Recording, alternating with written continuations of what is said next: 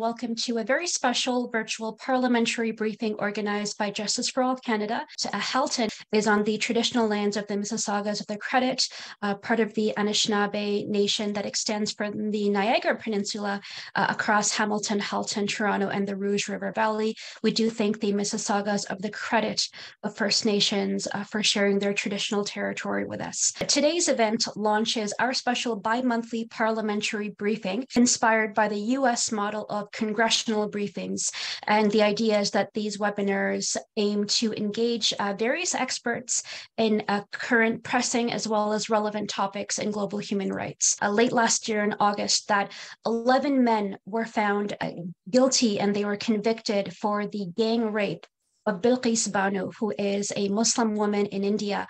And they were also found guilty of killing her family members during the tragic 2002 Gujarat riots. They were given early release. So not only was this a complete travesty of justice, but it also happened to symbolize how most minority women in India, and that includes Muslims, Dalits, and Adivasi women, how they have always been used as tools by India's right-wing nationalist BJP government, especially since their election, to assert their nationalist right-wing sentiment and influence across the country, which has predominantly negatively impacted minority communities, but particularly these vulnerable demographics such as minority women and girls, who we'll focus on today.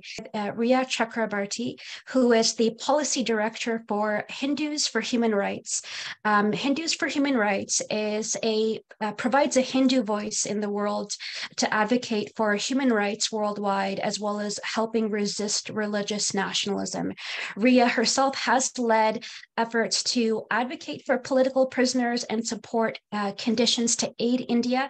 She's also written for the foreign policy magazine, The Diplomat, as well as South Asian Voices.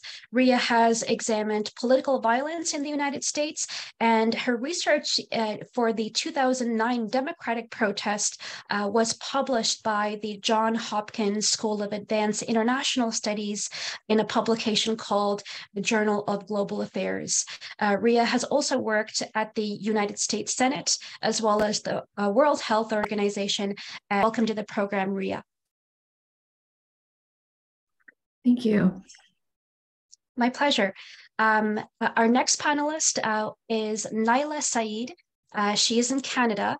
She is also the Vice President of the Canadian Council of Indian Muslims, is focused on cultivating peace and justice by engaging people and bridging religious and cultural differences through collaborative work.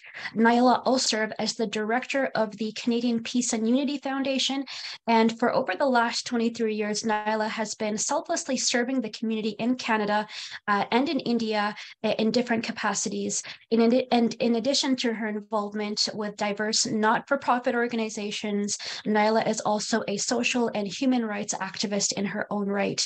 Welcome to the program as well, Naila. Thank you, Sonia. Thank you.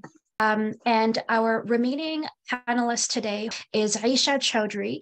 She is a PhD from the Department of Social Work at Jamia Millia Islamia University. Her doctoral work traces the intersectionalities of multiple identities and dynamics at the crossroads of gender, faith, and development for Muslim women engaged in entrepreneurship in India. She's also research projects with NGOs like Minority Rights International, IT for Change, and the International Center for Research on Women. Aisha was recently awarded the USAID South Asia Regional Digital Initiative Policy Fellowship, where she researches the vulnerabilities and challenges of marginalized communities engaged in the craft sector in the wake of digitalization. Thank you, Saleha. Thank you so much. And I'll invite first Naila Saeed to share her introductory remarks. Assalamu alaikum and hello everyone. Thank you, Justice for All, for giving me the opportunity to speak about the ground reality and what women, specifically those from minority groups, are facing in India today. India being one of the world's largest democracies, India glorifies the principle of secularism, and the Indian Constitution promotes prohibition of discrimination on grounds of religion, race, caste, sex, or place of both. But this type of cultural, religious, and social diversity leads to varying forms of intersectional discrimination for the minority communities. Dalits, Muslim, Christians, or Adivasis, such as all these communities, challenges, they face such a challenges that are intensified when it comes to women of the minority community. I belong to a minority community. Myself being a Muslim woman from India, I was born and raised in Muzaffarnagar, Uttar Pradesh province. I belong to a political family where I was brought up celebrating all festivals, cultures, respecting every religion. I even studied in the convent school where out of about 75 children, we were only 3 Muslim children at that time. This didn't even matter, even make a difference. We were never made to realize about our religion or caste. Now, you cannot even imagine or think of that kind of an environment in the present day of India. Last many years, especially last 8 years, things have changed drastically. PM Narendra Modi, in his first Independence Day speech as Prime Minister in 2014, he had condemned rapes in India, saying, when we hear about these rapes, our heads hang in shame. After 8 years, under his Bharatiya Janata Party, the BJP government, data shows that crimes against women remain unabated.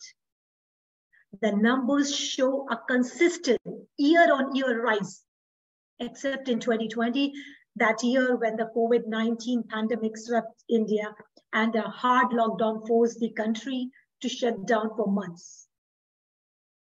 According to the government data, we can see the rise, the release in their data in 2021, that in last years, India recorded the highest numbers of crimes against women ever.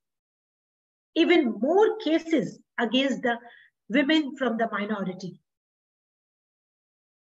Extremists with the support of current government, I repeat myself, extremists with the support of the current government BJP, Bharatiya Janata Party, targeting the minority women in India. Rising fascism, nationalism, and religious politics in India threatens the lives and well-being of minority women. Undoubtedly, it is true that India's religious minorities face many problems related to violence and discrimination, particularly Muslims are targeted. But women of the Muslims communities, Dalit women, Adivasi women, face even more problems. Minority women are often subjected to abuse, discrimination, and stereotypes. For instance, manual scavenging is often reserved for Dalit women in both urban and rural areas, and they are paid menial wages for this degrading and unsanitary task.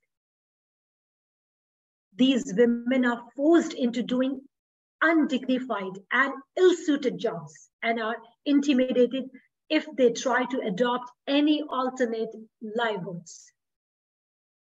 Their daily lives are immersed with hate speeches, anti-minority sentiments, violations, discrimination, and they're not able to take any action despite having various legal rights. Fear adds more factor to this problem. Numerous cases of rape against minority women across the country fail to get highlighted due to the failures of crime justice and the justice that we see, the failure of the criminal that the justice system has shown. Nearly 8 years after the government amended laws and put in place new guidelines and policies aimed at justice for survivors of rape and sexual violence, girls and women continue to face barriers to reporting such crimes. Victim blaming is rampant, and victim protection laws make girls and women from minority communities even more vulnerable to harassment and threats. Now even more, where culprits are openly supported openly supported by the government of BJP. There have been many incidents of violence against the minority communities in the past, and females of the marginalized communities always got the worst of it. For instance, Gujarat riots, as Saleh mentioned, severe violence resulted in as many as 2,000 killed and 100,000 displaced and many others injured. All of this was accompanied by high level of sexual violence against minority women and those accused of associating with Muslims. I end up by reminding not to forget the recent targeting of the Muslim girls in Karnataka on their hijab, where so many girls' careers were at stake. The hijab row followed a string of online attacks against Muslim women in India. In early January last year, the Indian government was investigating a website that offered Muslim women for sale. It was the second time in less than a year that a fake online auction of that kind sparked outrage in the country. Not only Muslim women, also our Dalit women, Adivasi women who have been targeted till date and have been treated inhumanly while facing atrocities in the name of caste. There is no doubt in saying that the situation of the women belonging to the minority community of this country is very unfortunate. And they suffer from unimaginable discrimination and abuse every day. I rest on this. Thank you so much, Naila, for that powerful opening statement. I did want to share a little bit of good news that today we've been provided with a wonderful statement from MP Heather McPherson, who is from the New Democratic Party. I will present her statement right after the remaining portions of our panelist introductory remarks. Our next panelist, Riya Chakrabarti, to provide her opening remarks for us today. Thank you. So thank you for having me here today. I represent Hindus for Human Rights, as Saleha mentioned, an organization that provides an explicitly Hindu voice in support of human rights and against the rise of religious nationalism around the world.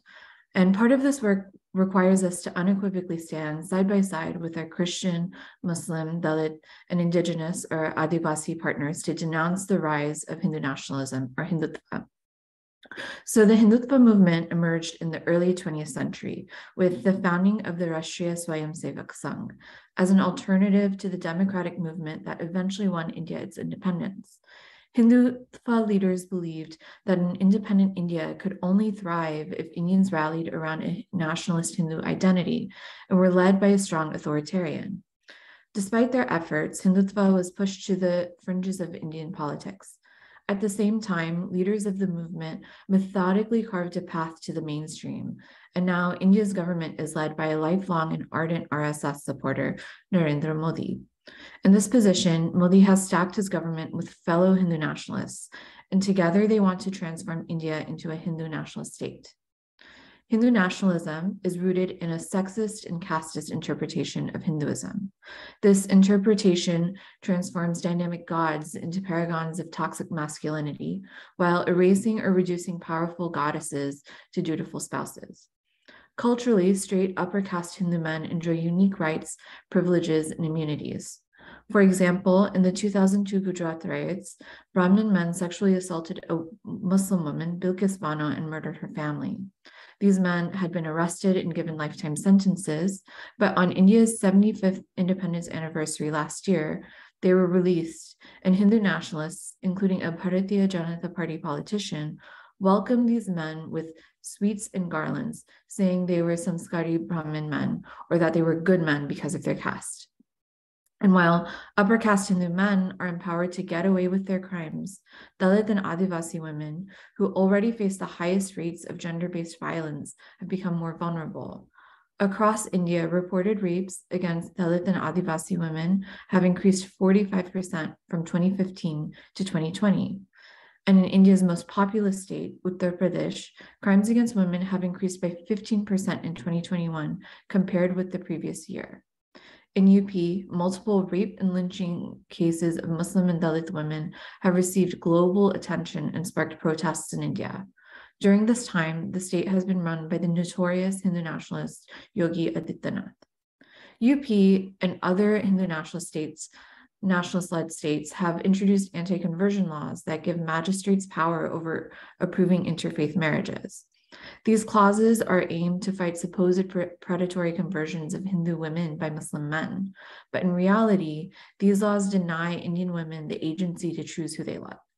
And when the Indian Supreme Court used a ruling to protect women's rights to abortion and lay the groundwork to finally criminalize marital rape, Hindu nationalist trolls expressed outrage that this language would ruin the nature of Hindu marriages. Indeed, Hindu nationalist lawmakers have fought against closing the marital rape loophole for a long time, arguing that closing the loophole would ruin the idea that Hindu marriages supposedly grant husbands consent in perpetuity. Even now, as the Indian Supreme Court seems poised to legalize same-sex marriage, Hindu nationalists have resisted any expansion of the Hindu Marriage Act to legally enshrine these unions. Despite all of this, women have been at the forefront of fighting Hindu nationalism. One of these women, Hidme Markam, is an Adivasi activist who has organized Adivasi women to protect the forests of Chhattisgarh and the land rights of India's indigenous people against BJP-supported extractive industrial interests.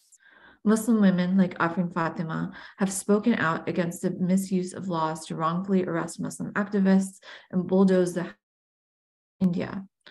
Girls in Karnataka have led protests against hijab bans in their schools. And Hindu women like Tista Setalvad have used their caste and religious privilege to pursue justice for their more vulnerable Indian sisters, while they also take on more dangers to their own physical safety. Misogyny is not a unique feature of Hindutva. I would be remiss if I didn't point out the parallels between the misogyny of white Christian nationalists in the United States and the misogyny of Hindu nationalists in India. The goal of mostly male religious nationalists is to exert control over others, whether it's Christian nationalists in the US or in other parts of the West trying to restrict people's ability to access gender-affirming care, including abortions, or Hindu nationalists trying to control how people express their love for each other. These extremists want to control the bodily autonomy of gender and sexual minorities. So what can the Canadian government do? First, Parliament should understand that the fight against Hindu nationalism is connected to the fight against right-wing religious nationalism everywhere, including in Canada. Second, Canada has a Magnitsky sanctions regime that it can use to implement targeted sanctions against Indian lawmakers who have been credibly accused of committing human rights violations. Civil society groups have filed complaints against such individuals in many countries that have Magnitsky sanctions regimes, including the US and the UK. In fact, Justice for All has filed a complaint with the Canadian government against Indian officials. Third, the Canadian government should include human rights requirements for foreign investment in India and any possible security cooperation the Canadian military seeks with India. As Canada seeks a deeper economic relationship with India, trade deals should incorporate human rights language, something that Australia has tried to do as it seeks a free trade agreement with India. And finally, Prime Minister Trudeau and other Canadian government leaders, especially in the Liberal Party, should speak out forcefully against the rise of anti-democratic religious nationalism in India and its disempowering effects on Indian women. The Prime Minister has a global image of being a leader on gender equity and democracy within the Commonwealth and on the world stage, and he should continue that advocacy, especially as he engages with the world's largest democracy. Thank you, and I look forward to the rest of this important discussion. To our remaining panelist this morning with her introductory remarks. Aisha, please take it away. Yeah, thank you, Saleha. Assalamu alaikum. Thank you, Saleha and Justice for All Canada for inviting me to this very, very important panel.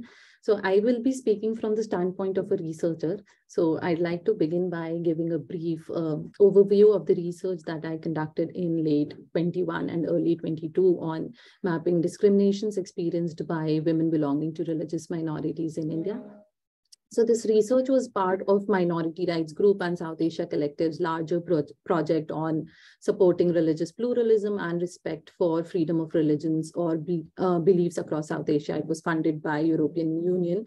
And as part of the fieldwork for this research, I traveled to Assam, an eastern state in India, and to northeastern parts of New Delhi, where anti-Muslim violence had taken place in February 2020, resulting in mass killings, destruction of property, loss of livelihood, and mass displacement of Muslims. The rest of the interviews with some women in some remote parts of other states like Jharkhand, UP, and Uttarakhand were done online. So to discuss a bit more about the report I authored from the research study. So it is one of its kind report that analyzes the intersectional discriminations experienced by women and present everyday realities grounded in women's own narratives. So a lot of times these women's voices do not come forth, and this report kind of tries to address and tries to bring forth the voices of minority women and not other people speaking for them.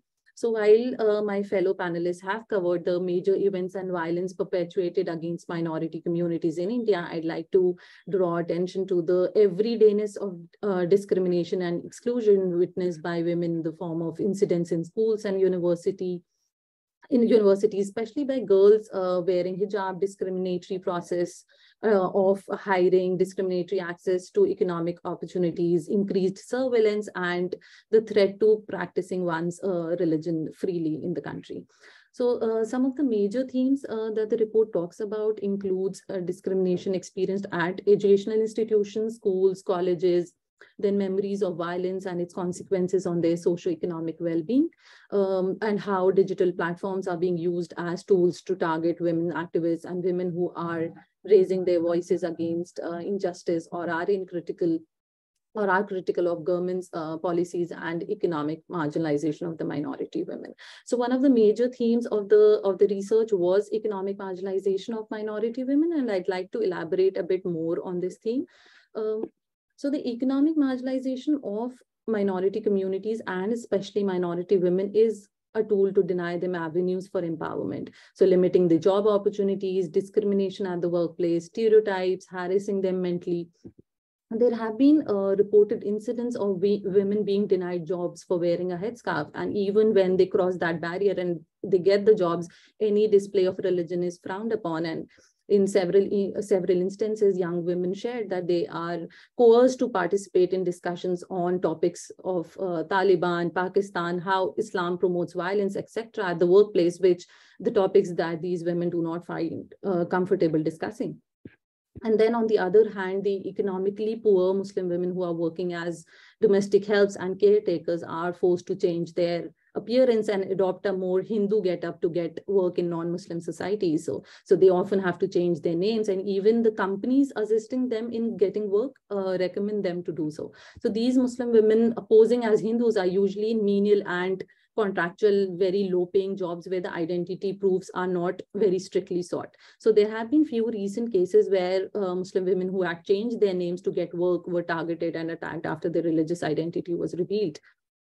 So as calls for economic boycott of Muslims keep happening in the country, and their businesses are being targeted, and especially after any sort of anti-Muslim violence that happens in the country, riots. So the fear and threat to livelihood is a growing concern among Muslim women also, and to kind of cope from this fear and anxiety, several women have started their entrepreneurial ventures online and offline as an alternate livelihood strategy, which gives them a better scope to practice their faith and some sort of security from any direct threats. But however, the means and resources needed to venture into entrepreneurship does not make it a viable option for many. So the kind of shrinking space in economic sphere for Muslim women is a growing concern among the community. And another interestingly, the research report also brings forth the perceptions and understanding that these women have about the politics and the state's role in targeting the communities, which ultimately emphasizes on their agency. By doing this, the report kind of challenges the misrepresentations of minority women as oppressed, lacking voice, agency, or being victims of their own community men. So these are some of the major themes that the research report talks about. It's also available on South Asia Collective's website, and I'd be happy to talk more about it in the session. Yeah, thank you. Thank you so much, Aisha, for touching on your report. And with that being said, it would be a great opportunity to jump into a few questions that I will present. And we'll begin with Naila. So Naila, you are actually somebody who is well connected to the events on the ground in India. As your organization does conduct a number of humanitarian projects targeting Muslim minority girls in India. As you know, the 11 men that originally assaulted Bilkis Banu were originally sentenced to life in prison. But later we learned that the BJP ruling party approved their release. So if you can, from your perspective, please talk about the political and social conditions in India that often lead to this impunity or lack of justice for crimes or extremism against minority women such as Bilkis.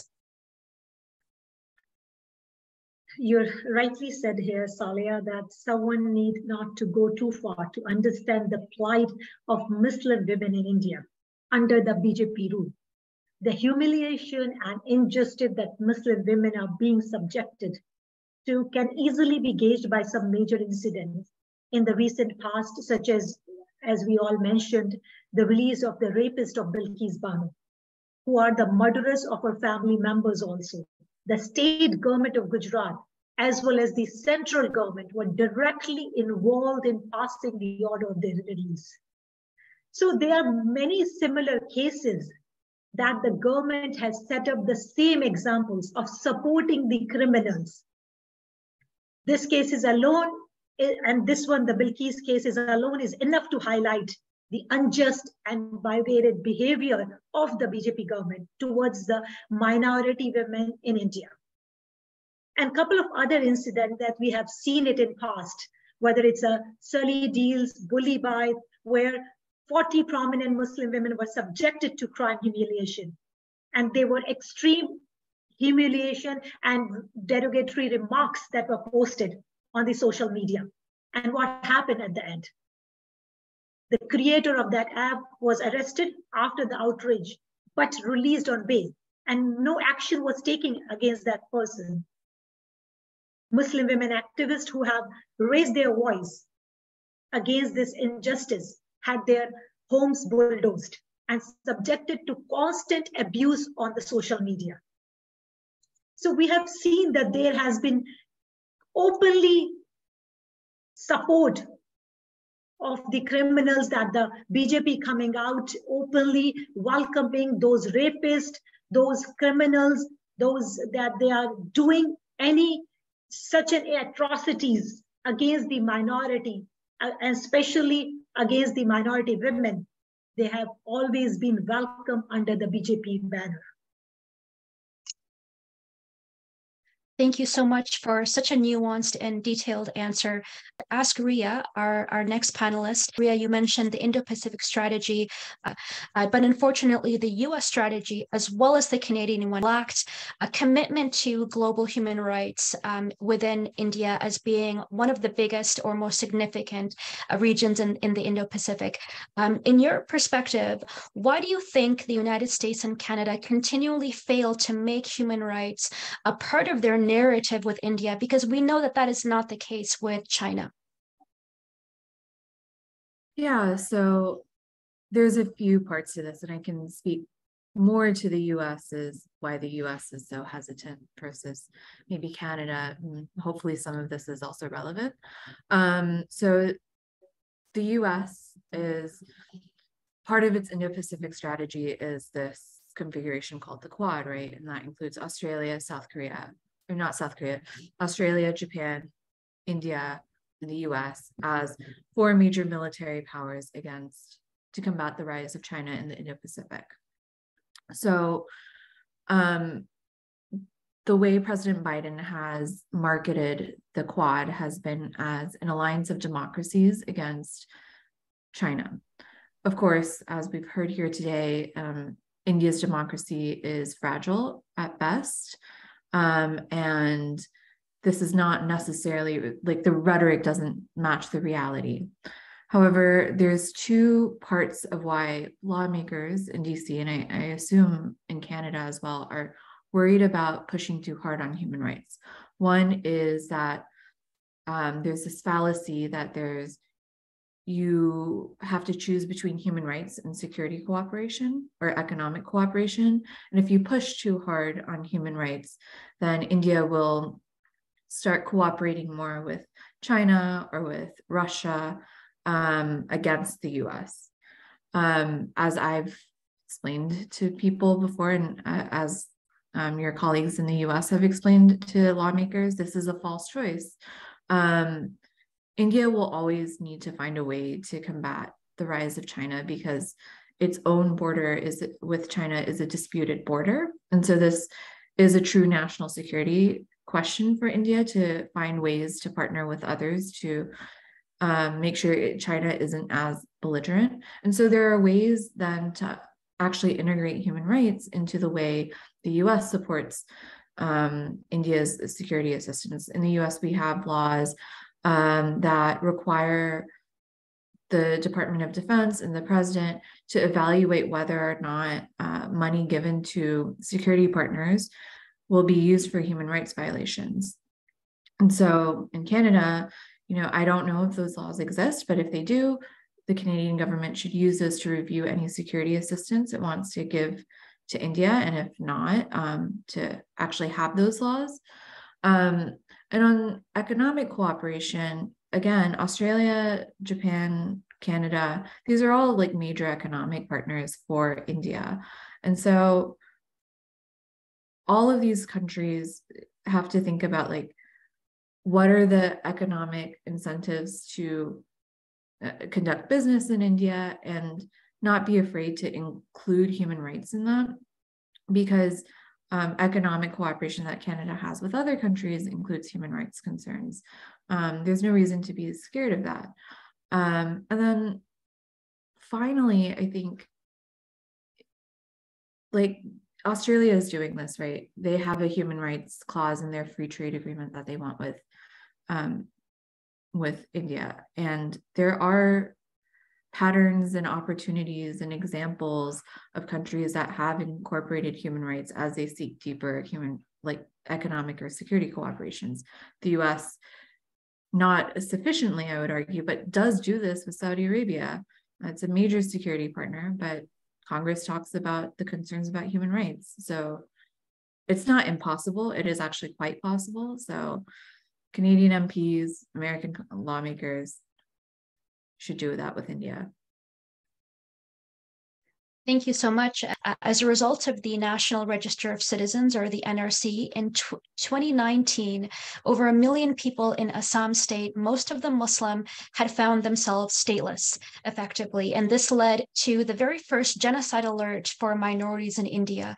Now, with most of these people now being put in the position of having to prove their citizenship to the BJP government, how do these genocidal policies like the NRC or even the CAA impact minority women? Great, yeah, thank you for the question.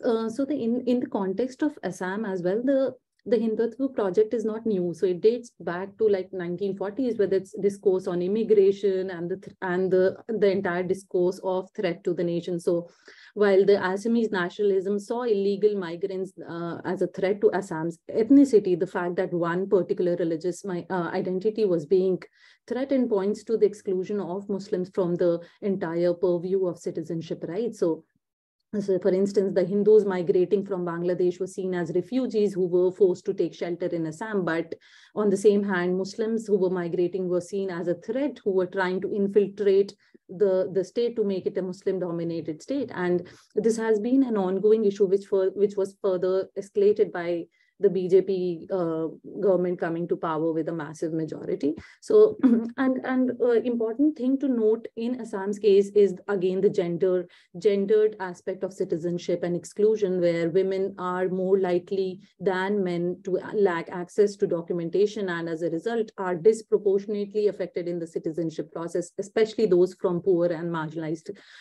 backgrounds. So a lot of times women who are excluded from the citizenship are women who are not really educated, or they were married at a younger age. Many women do not have birth certificates and these kind of documents. Many have never attended schools.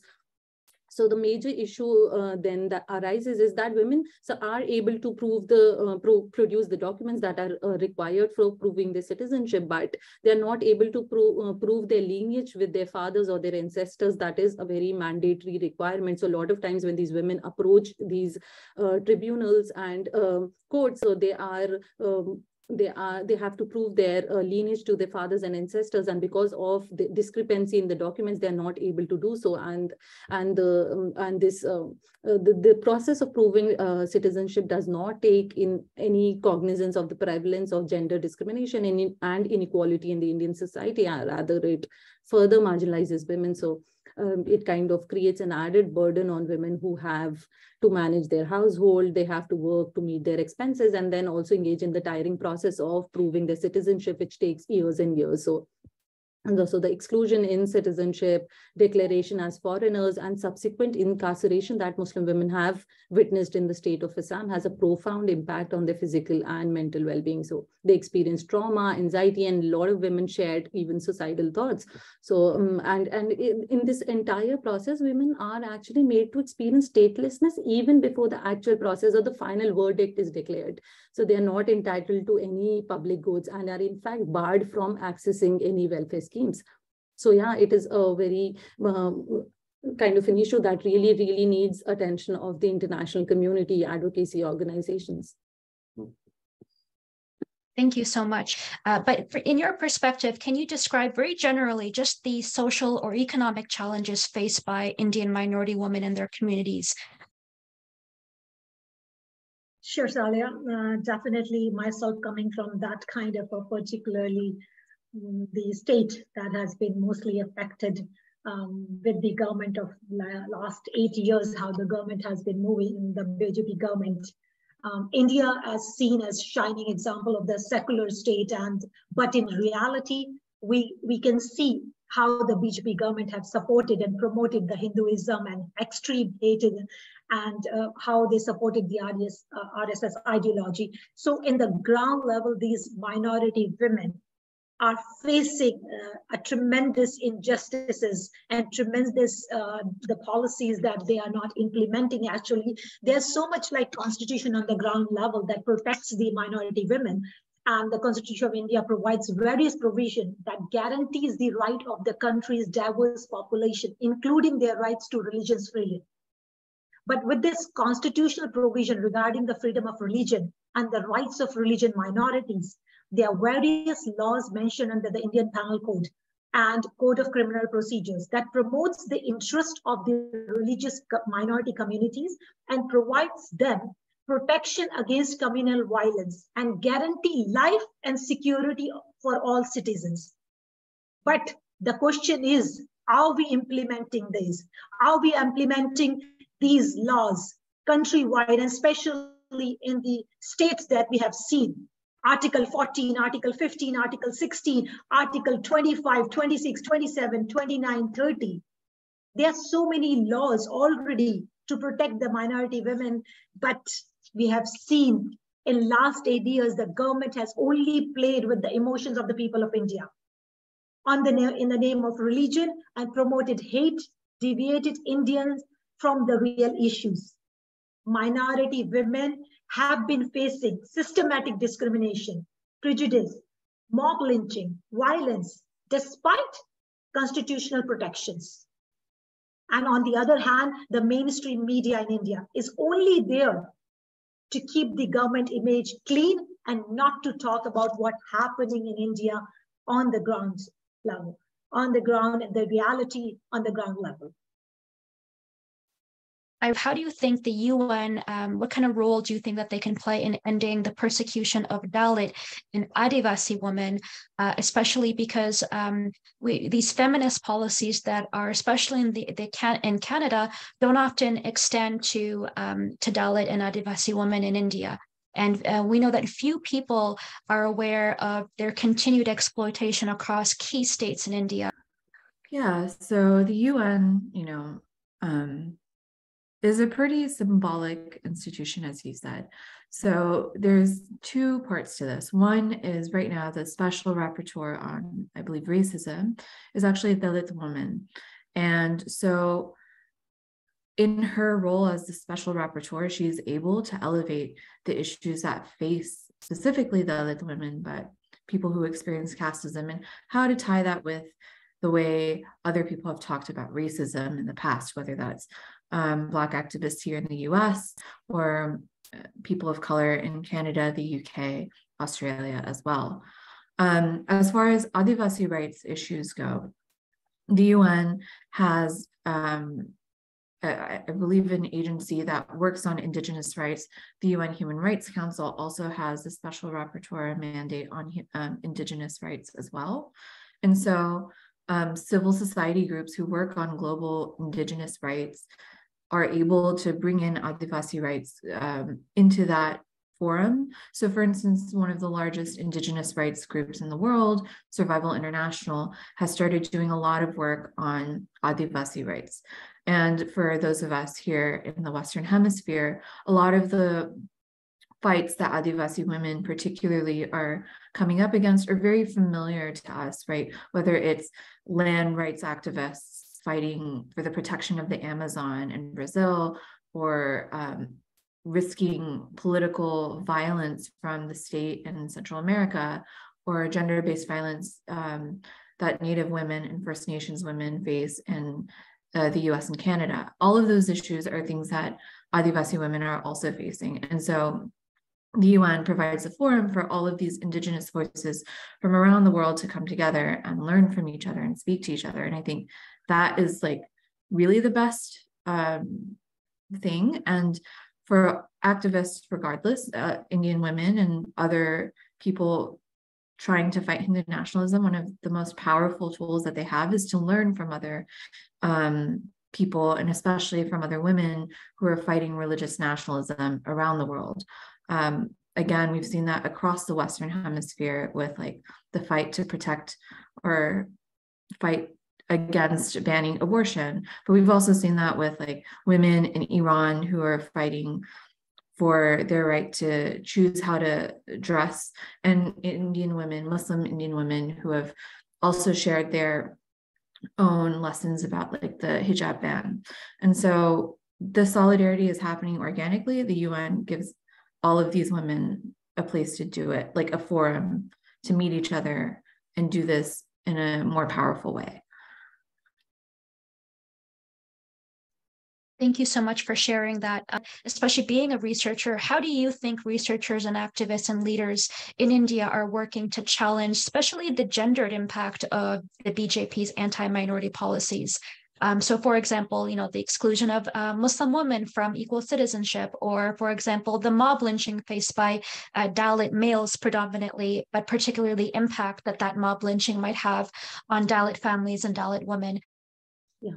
Thank you. So one of the major things that I would that I also try to incorporate in my research, and I've been witnessing people, a lot of young people, when I was also a part of the university and the protests, the anti-CA protests were happening, and a lot of activism, a lot of Muslim youth who stood up to raise their voices, and it was a new change that I could observe was that people were listening to Muslims' voices, which was not happening earlier. People used to speak for them, but now this is a major change that has happened after the anti-CA protests, where Muslims and other vulnerable members from other vulnerable communities and groups also kind of took the opportunity to make people listen to what is happening to them, to their stories at the forefront. And a lot of opportunities from the civil society organizations have also been given to these activists, to these leaders who are trying to bring forth the voices from the community, from within the community. There is a reflection on community's leadership, that if we can find leaders from within the community and not, and there's also been a lot, like what other people or other panelists have also been saying, that there's a lot of emphasis on forging solidarity and alliance with people from other marginalized communities. So while on one hand, while there is no denial that the activists, the people who are raising voices, and there have been people, as I speak, there have been political prisoners and we've seen Umar Khalid, Sharjeel Imam, who have been incarcerated for raising voices for Muslims issues, but still the community and people and the youth from the community continues to speak, to continue to kind of being critical of the government policies and raise their voices against the injustice, express solidarity to people from Christian community who've been experiencing violence too. And a lot of times, a lot of incidents also go undocumented, unreported. And I've seen a lot of initiatives in terms of reporting and documenting those incidents of hate crimes or violence against the minority. So I feel these are some of the key things that researchers, leaders, and activists have taken and have come together to do, like fact check the fake news and kind of raise voice against the injustices, which is really, really important, and also bringing attention of the international community to the issues that are happening in the country. Thank you so much for highlighting that in terms of action that's being done on the ground. Describe to us your recommendations for change, whether it is policy or socio-economic recommendations at the civil society level. What do you think is needed in terms of action moving forward? And thank you, Justice for All, for taking this initiative. It is time for the international community to take notice and respond to serious human rights abuses by sending a clear signal that these actions will be met with stark consequences. As our MP Heather said that they are acknowledging that, and that's great to know that. And also her recommendation that the Canadian government should openly boycott these things. We need to stand together and raise our voice to prevent the genocide of Indian Muslims and ongoing persecutions of Christians, Sikhs, Dalits, and other communities impacted by discriminatory policies under the right-wing Hindu nationalist Bharatiya Janata Party. I would just like to bring a brief of Thomson Report's story ranked India as the world's most dangerous country for women due to the high risk of sexual violence, human trafficking, and slave labor. Women are more prone to violence, both sexual and non-sexual. Many researchers have declared India unsafe for women. Also, the crime rate against minority women is as high as ever before. According to a recent study on the government crime records, a crime is committed against a Dalit every 18 minutes in India. And the situation is getting worse day by day. The human rights violations in India, rising pattern of repressions, and state-sanctioned violence in India. A clear signal that such abuses will not be unnoticed could deter their continuation. A timely action by the international community in the form of targeting sections in this case would act not only as a recognition of past violations, but also a potent tool to prevent future ones. From this platform, I would like to bring my concern to the Canadian government regarding the RSS ideology. RSS ideology and export of this ideology of hate into the Canadian community, which is clearly promoting hatred within the community. Thank you. Naila, you provided a good jumping off point for my other recommendations. So in my introductory remarks, I provided a few recommendations which Parliament can take. But I think, as Naila mentioned, Hindu nationalism is rising in the Hindu diaspora around the world, including in Canada. And so I think it's important for parliamentarians to understand that this is not just an India issue, but it is a Canada issue. In Canada, there was a Hindu nationalist man who went viral last year saying he loves Modi and supports the murder of Muslims. A Toronto filmmaker, Leena Manimekele, she had a film and a poster with a depiction of Kali, who's a Hindu goddess. And in this poster, Kali is holding an LGBTQ flag and smoking a cigarette. In India, Hindu nationalists, many of whom do not actually worship Kali, filed police complaints against Leena, saying that she had disrespected this goddess. And Hindu nationalists in Canada complained to Toronto institutions that this film was disrespectful to Hindus around the world. And the Aga Khan Museum and other Toronto institutions apologized to the Indian government. This quashed Leena's ability to share this film, which was very much not a harmful film.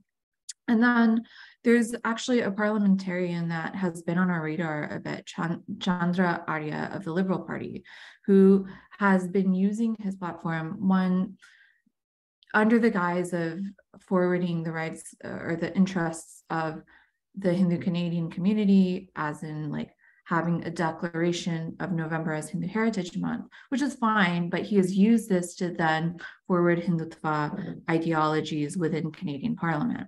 So during an event where he inaugurated Hindu Heritage Month, there was an RSS flag that was raised on Parliament Hill in November last year.